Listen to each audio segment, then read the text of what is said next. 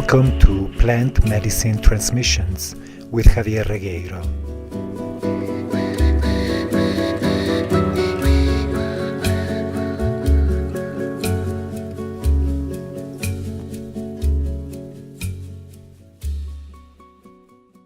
We continue in this episode of Plant Medicine Transmissions the exploration of questions to oneself in view of participating in a ceremony or retreat.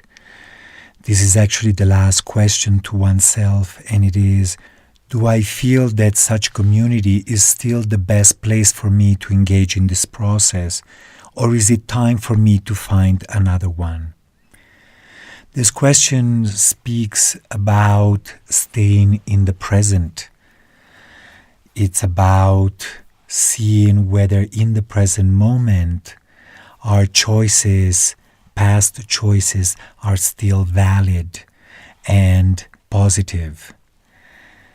This process, like any meaningful spiritual process, keeps inviting us to stay in the present moment, to question every now and then, particularly if there is some upset, some feeling of frustration, to examine the validity, to question the validity of past choices that have indeed served us, but don't necessarily serve us anymore in the present moment or for the time being.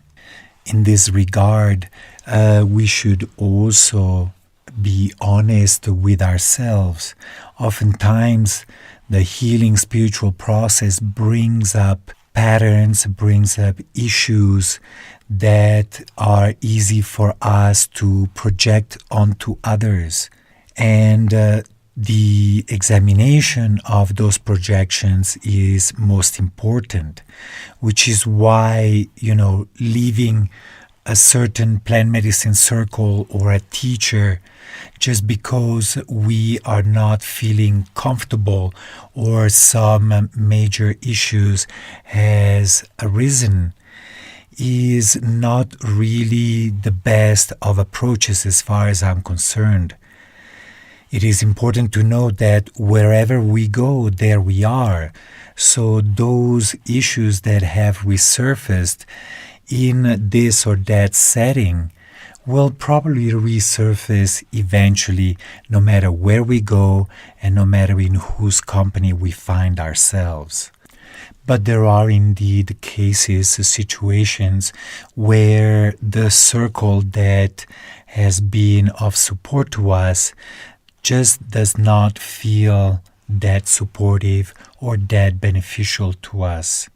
So instead of resenting it, instead of wishing it that it were more conducive to fulfilling our needs and desires, it's probably a good idea to simply say goodbye with gratitude for everything that circle has offered us. Next, we will explore questions for the host and or the ceremony leader before signing up for a ceremony or retreat. First question is, what is the size of the ceremony or retreat group? I personally believe that if someone is looking for healing and is in need of support, no ceremony or retreat with more than 20 participants can realistically provide such level of support, and I would therefore refrain from joining them. Actually, I'm being very generous. I personally would no longer join a retreat or a ceremony with more than, say, 14 people at the most. As a plant medicine person, I realized that to actually be able to support more than 10 people is almost impossible. It's almost impossible time-wise, focus-wise, energetically-wise. To join a smaller ceremony or retreat, I believe is particularly important for people who are just beginning to engage in this process, who don't even know what their needs may be. Also, having a smaller setting, a smaller group, will ensure a higher degree of safety. And safety is most important in the case of this process where we want to be feeling safe so that we can relax and allow the medicine to touch us as deeply as possible. Just like everything else in our present world, the world of plant medicine has also turned into a business where profit is of the utmost importance for many.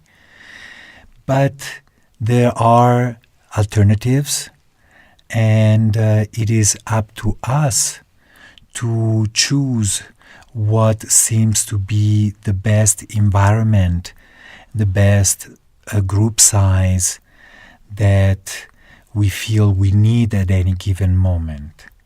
It is not about judging something that simply is, but about finding what suits us best. The next question is, what are the facilities and services offered? These include overnight lodging, bathrooms, transportation. We want to know, for instance, in the case of transportation, we definitely don't want to be driving after a ceremony. That would be a danger to ourselves as well as to anybody that we may find on the road. It's also important to know, for instance, something as simple as bathrooms.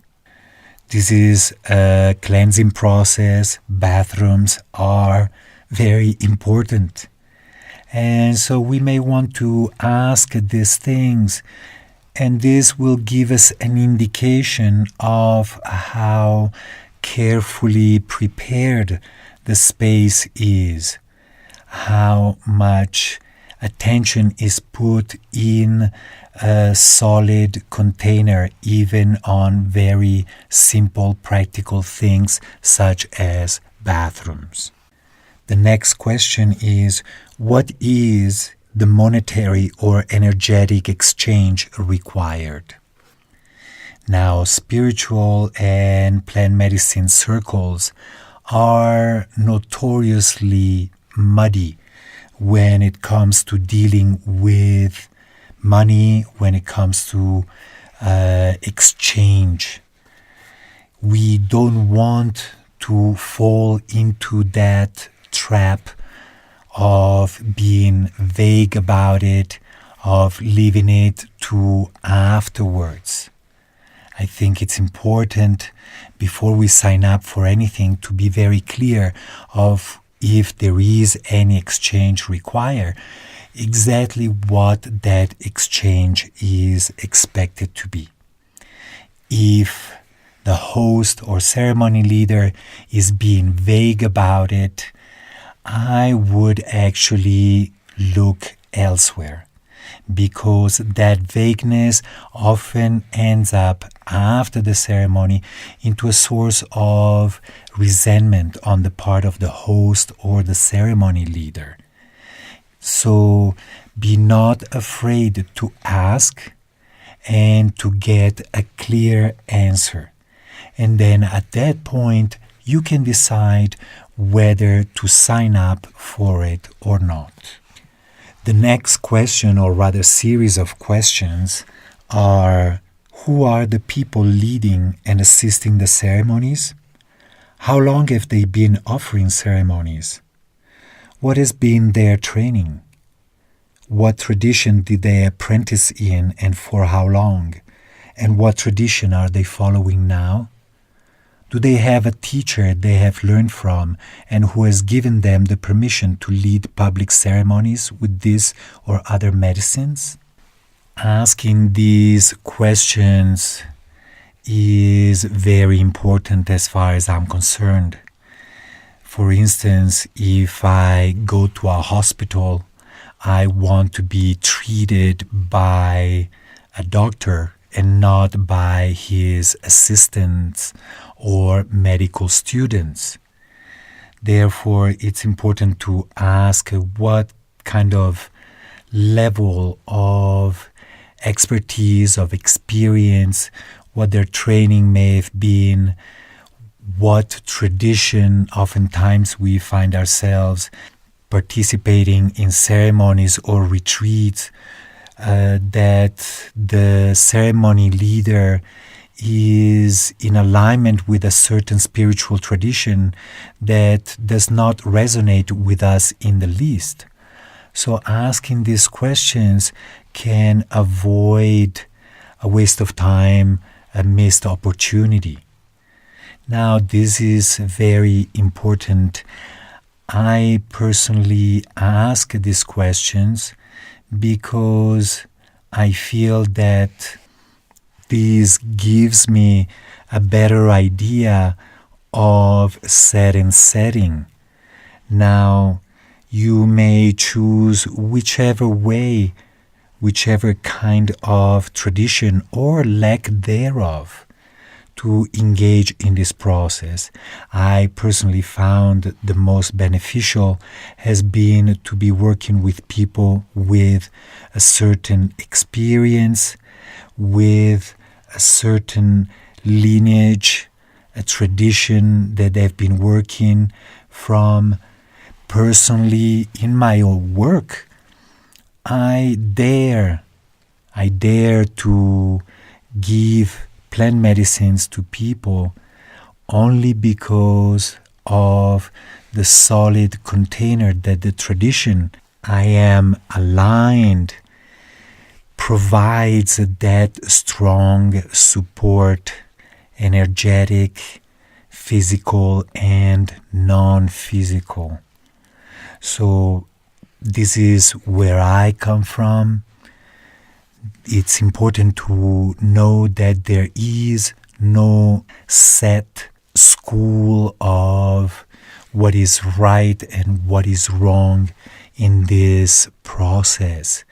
There is simply what feels most beneficial, most conducive to our own healing and growth, and what feels most adequate in addressing our needs and desires at any given moment. Just once again, in the case that we are aware that we need some important support, that we have been suffering from important physical and non-physical ailments, that we make sure that the person that is leading us and supporting us through this process be an experienced one. The next question is, where does the medicine offered come from? Has the medicine been harvested in sustainable ways? How does the community where the medicine comes from actually benefit from this exchange? This question speaks about the importance nowadays of being aware of the source of the products, of the substances, of the medicines that we consume. And it is about the theme of sustainability, as well as the question of how does the community benefit from the medicines that they've been cultivating or harvesting. We may get in touch only with the plant medicine person, but it's important to be aware that behind is a whole community and also a whole environment. And the theme of fair trade, of fair exchange, is one that is just as important in plant medicine as it is in any kind of commerce. Oftentimes, it is only the plant medicine person and the hosts or organizers who benefit financially from our participation in a ceremony or retreat. Personally, I would be much happier to learn that actually part of my financial payment goes beyond that actually benefits a whole community, so that also the environment where these medicines are grown can keep thriving rather than simply getting ravaged through greed and consumption. This theme is particularly relevant to Peru and probably also to other South American countries.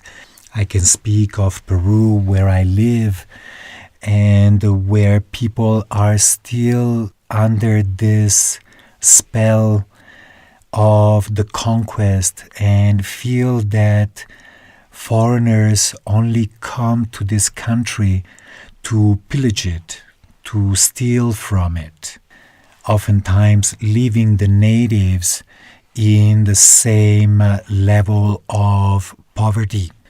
I believe that when we drink plant medicines, we don't only ingest plant medicines, but we're also drinking from the incredible wealth of wisdom gathered through time by all the people, plant medicine people as well, people who have drank this medicine.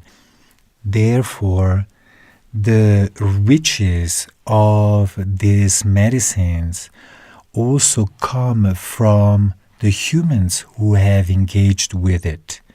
So I believe it's a good form of Aini, of reciprocity, to make sure that the present-day people, communities where these medicines are coming from, do also benefit in one way or another from our own financial contributions. So it's a good thing maybe to ask, is the plant medicine person or the retreat center supporting, and in which ways supporting their communities and the natural environments thereof. The next question is, in the case of people leading the ceremonies who speak a different language than ours, will there be a sober interpreter at all times during the facilitator's visit? This question speaks about our own need to share information and to be understood by the ceremony leader at any given time, before, during, and after the ceremony. Being able to express ourselves in our own language or the language that is most comfortable to us, and to know that we are being understood, is for me most important, particularly for Westerners. As Westerners, we have a lot of questions. We have a need to express, to share of ourselves, of our own experience, much more than other people. And it's important that this need is addressed and fulfilled by the presence at all times of a translator who is sober, who is not part of the process, who can actually translate back and forth as clearly as possible.